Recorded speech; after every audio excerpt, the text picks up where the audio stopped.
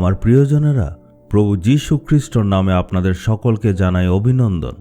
প্রভু যীশু খ্রিস্ট আমাদেরকে অনেক বেশি প্রেম করেন, কিন্তু তারপরেও আমরা অনেকে ভাবি যে আমাদেরকে কেউ ভালোবাসে না, প্রভু যীশুও আমাদেরকে প্রেম করে না। সেবা কাজে আমার এমন অনেক মানুষের সাথে দেখা হয়েছে যারা ভাবে যে প্রভু যীশু তাদেরকে প্রেম করে না। ওরা বলে প্রভু আমাকে ঘৃণা করে। তার প্রমাণ কি? তার প্রমাণ হচ্ছে প্রভু তাদের কোনো প্রার্থনার উত্তর দেন না, প্রভু তাদের প্রার্থনা শুনেন না। ওরা বলে আমাদের জীবন কত শুকনো, কোনো ধরনের আনন্দ নেই, কোনো ধরনের শান্তি নেই। এখন কথা হচ্ছে যে ঈশ্বর কি সত্যি ঠিক এমনই? আমরা দেখব যিশায়া ৬২ অধ্যায়ের ৪ পদে ঈশ্বর কি বলছেন। সদাপ্রভু তোমাকে নিয়ে আনন্দ করবেন আর তোমার ভূমি বিবাহিত হবে। ঈশ্বর আমাদের নিয়ে আনন্দ করেন। অনেক জায়গাতে এমন লেখা আছে যে ঈশ্বর আমাদেরকে নিয়ে প্রসন্ন। এই কথাটার অর্থ হচ্ছে, আমার প্রিয়জনেরা, আমি তোমাদের অনেক আশীর্বাদ করব আর আমি তোমাদেরকে নিয়ে সবসময় আনন্দ করি। এর মানে হচ্ছে প্রভু যীশু আপনাকে অনেক প্রেম করেন। অনেক মানুষ আছে যারা ঈশ্বরের প্রেমটাকে অনুভব করতে পারে না, এটাই হচ্ছে তাদের সমস্যা। তারা বলে যে ঈশ্বর আমার প্রার্থনার উত্তর দেননি, আমি যেমনভাবে চেয়েছিলাম তেমনভাবে উনি দেননি। আমার জীবনের মধ্যে ঈশ্বর কোনো ধরনের কার্য করেন না। এর মানে হচ্ছে ঈশ্বর আমাকে ভালোবাসেন না, এর মানে হচ্ছে ঈশ্বর আমাকে ছেড়ে চলে গেছেন, এর মানে ঈশ্বর আমাকে নিয়ে খুশি নয়, উনি আনন্দ করেন না। এই কথাটা একদমই সত্য নয়, কারণ প্রভু যীশু আপনাকে প্রেম দেখানোর জন্য নিজের প্রাণ ক্রুশের মধ্যে দিয়েছিলেন। উনি আপনার প্রার্থনা শুনেন আর সঠিক সময়ে সঠিক পরিস্থিতিতে ঈশ্বর নিশ্চয় আপনার চাহিদা অনুসারে আপনাকে আশীর্বাদ করবেন। কিন্তু এইগুলো পাওয়ার জন্য আপনার যে জিনিসটা করতে হবে সেটা হচ্ছে অপেক্ষা। এই জন্য খুব দরকার যাতে আমরা ঈশ্বরের প্রেমটাকে বুঝতে পারি আর ঈশ্বরের প্রেমের উপরে কখনো সন্দেহ না করি। বাক্য বলে যে ঈশ্বর আপনাদেরকে প্রেম করেন। এখন এই কথাটা ঈশ্বর যদি নিজেই নিজের ব্যাপারে বলতে পারে, তাহলে আমরা উনার উপর সন্দেহ করা উচিত নয়। আপনি যদি সন্দেহ করেন, আপনি ভুল করছেন।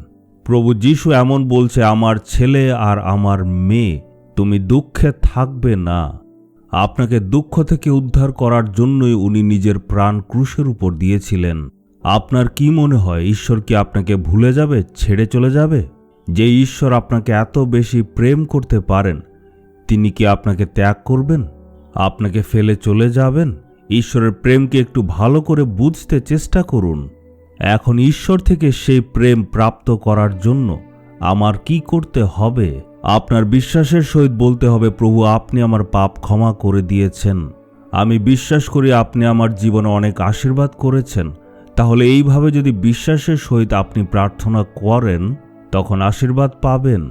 আপনি যদি ঈশ্বরের প্রতিজ্ঞা, ওনার বাক্যর উপর সন্দেহ করেন, আপনি যদি বিশ্বাস না করেন, তাহলে আপনার প্রার্থনার উত্তর পেতে একটু অসুবিধা হবে। আপনি বলুন, হে প্রভু, এখন থেকে আমি আপনার প্রেমকে কখনো সন্দেহ করব না, আপনার বিরুদ্ধে কখনো কুড়কুড়ামি করব না। আপনি আমাকে এত বেশি প্রেম করেছেন। একটু ভেবে দেখুন ঈশ্বর কত প্রেম করেন। এই জন্যই এই প্রোগ্রামটা দ্বারা প্রতিদিন উনি আপনাদের সাথে নানাভাবে কথা বলেন।